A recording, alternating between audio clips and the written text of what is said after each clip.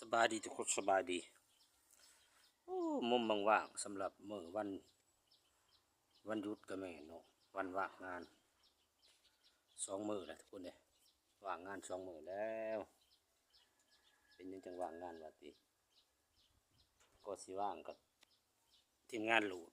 เขาใส่ให้เนาะก็เลยว่างบ่ได้ไปโอ้มาเบิ่งกกกันสิไม่แม่นกกหยังอ่ะเอาแล้วกกบ่เคยเห็นกับเห็นบ้านมันยังไงก็คือเป็นแซงนั่นเองมาหัวลิงกับโบแมนนี่เปิดแล้วย่างน้ำกันเด้อทุกคนเด้อนี่เป็นไม้ประดับหรือเป็นยังไงนะคือหมากเป็นยังวะแถวหัวตะกี้นะเป็นสุ่ม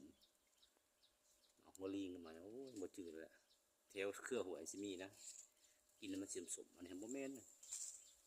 มีมันทั้งหมดจ้ะไม่เคยเห็นกระแปลกมานั่งหลินทั้งลางบ้านอากาศเย็นลมพัดโชยมาเพื่อนก็จะลังบักใหญ่เพื่อนก็ลังบักใหญ่เลยนั่งนอนบริเวณยังเลยมาแอปจะน้อยหนึ่งทายสบายตอนบ่ายทุกมื้อแล้วก็2 โมงป่าต่อ3 โมงมุมป่าปูดงเก็บภาพบรรยากาศก่อนนี่คือสมัยเกิดทางหลังบ้านงามเป็นบ้านงามประจับเลยในความพันยังได้เดี๋ยวทุกคนเลยพันกลางเวียนก่อนเนาะนี่พาเป็นหลานเลยกันเลยอยากจะจับเพื่อนพี่น้องทั้งดอกเคยมาจากเถื่อ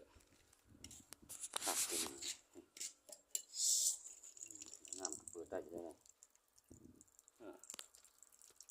เคยมาจากเถื่อทางหลังขบคันของน้ำข้างนอกก็มีในก็เป็นครัวเป็นยัง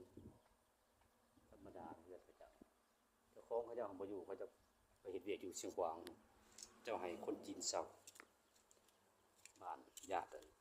ตะดองทางวิลาเจ้าหาเงินคำได้คนเลยมีคนเฮาเนาะวาสนาแข่งกันบ่ได้คนเลยเฮา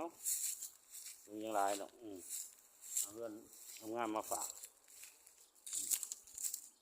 เบิ่งบรรยากาศกันนี่นะมาอันนี้แหละจะมาเตะนี่